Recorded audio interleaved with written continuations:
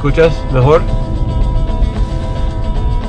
Good morning, guys. We are in Ensenada, and we've got kind of a strike mission going on. We got to go down to Guerrero Negro to take a locker for a customer that broke down there, so we're gonna go rescue them, and we're gonna drop off some Midland stuff in Cataviña, which I'll explain more later. Pretty cool. We're putting in a repeater there.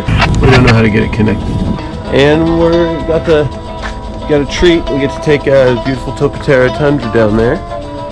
Thanks to Brandon, we're gonna be riding down in this boy. Allo cab on top with a big awning, so it'll be kind of nice. Do something different. 3 days, 1,000 miles.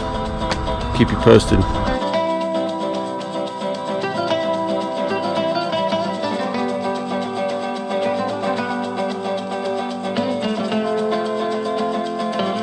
Okay, well, we did it. We dropped off the rear diff